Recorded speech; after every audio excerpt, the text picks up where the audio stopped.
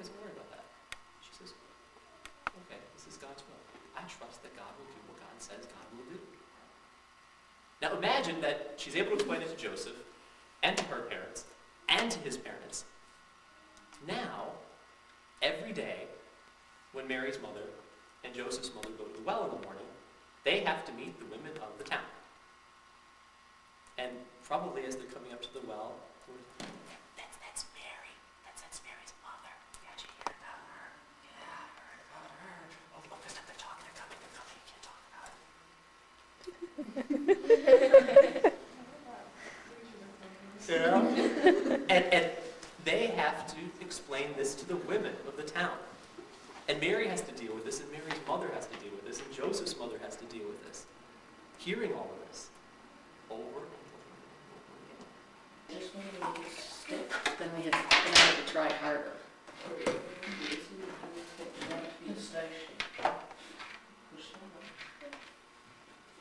Good, now you can either decorate it with Play-Doh like other Emily's doing, and one.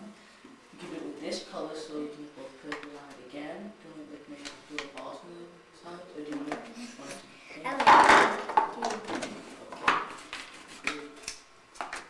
You know, they should put strings on them.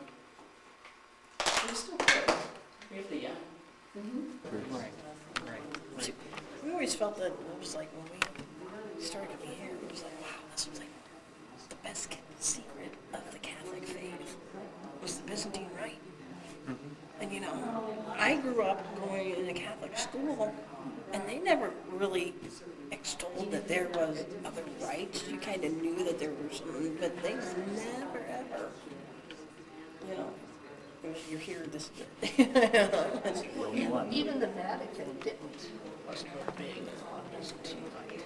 No, I mean, and they were not until Pope. my mother was upset. Actually, here's She got used to it. here's another test question. When did the Catholic Church Rome tell us that we should go back to our ancient caring? To our what? To our ancient ways. When? You mean like a deer? Vatican II, 1960s. Yeah. So the Vatican, the Pope has always had our support, where perhaps maybe not the entire Vatican had our support. But that's an issue. But that may be an answer to your question. And you know what you can do is invite them. You can tell them that as long as they feel welcome, as Father Steve's talking, you know, oh, I'm divorced. You know, don't. As long as you make them feel welcome, and it may take them 2 weeks, 2 years, sometimes 10 years, but if they know they feel welcome and they feel at home, and so that's my encouraging you to just do the same thing. Just you know you're always welcome. You don't know, you never know how much effect you can have on somebody if you welcome them. You in your situation, if you would not feel welcome, would you be here? No, not in the least. All right, that's and which dovetails into my next question.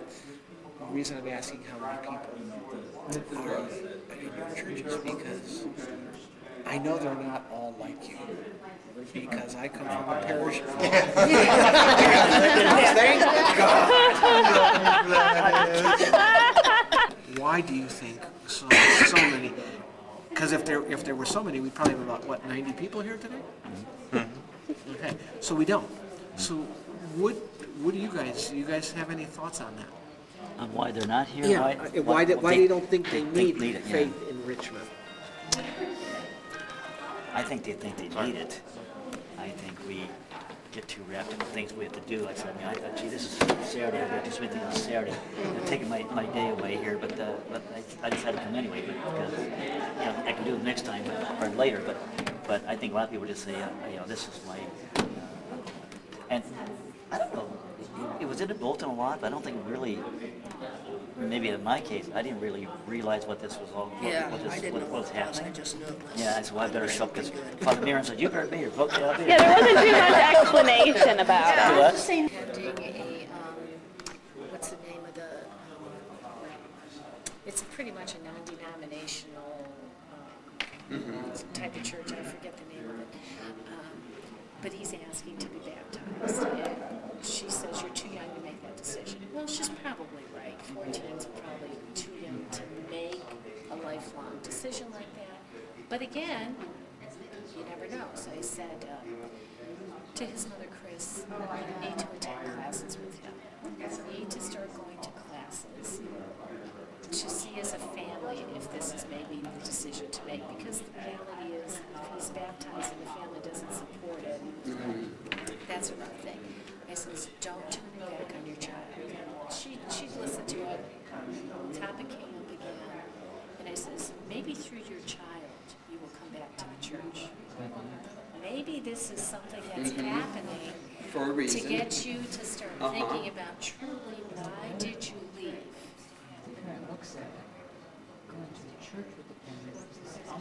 Make those pastas, make them the best darn pastas there's going to be. You know, you're out in And public. another thing is, he's asking you to go to church. He's not asking you to be out running around on the streets. Yeah, I mean, or Yeah. to go someplace where what he does should the not probably be You don't going. have to worry. Yeah, He's in well, a good environment. you know, I firmly believe she needs to get beyond whatever happened and Yes. again separate out the politics of the human beings from the faith and really examine, And you if know. that happened in Rome, Is it? I was wondering. I was talking to my husband this week about church. Take a talk to him. And if it wasn't for you, I said I wouldn't be here today. And the day of his funeral, I went back to church. There. Well, I just didn't go. And one day we was at my sister's store. Oh, right over here. On Arlington. Yeah. And Nancy drew the TV up. And she was flipping through. She come across the liturgy. She backed it up. She said, well, I'm listening to this music. She said, this sounds more like what the old Catholic church. So she finished watching it and got home. She went home. She called. She got home with Father Allen. And we come to church the next Sunday, and we've been here ever since. And we're glad that she and her family came. Very glad, because they're very active. It's all about getting out there and getting noticed. You know, you got to be out there and give people an opportunity to see who you are and to learn about you. Like, that's what you're doing for the world. You got to let people see it. You know, you can't hide. yeah, you are. Because I subscribe to it. And he's putting all kinds of stuff there. He just put up about, I think, a 98 Halloween party. He had information.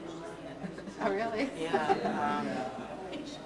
Other things you guys have done, like when you made the wine, your baptisms on there.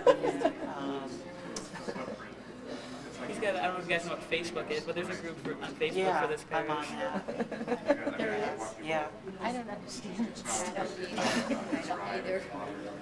Facebook's great. But that's, don't you put all your personal information? You can put as much or as little as you want. Some people put too much. Yeah. But it's a good place to network with people and keep in touch with people. Well, isn't that the same as email? To keep in touch with people, email? No, it is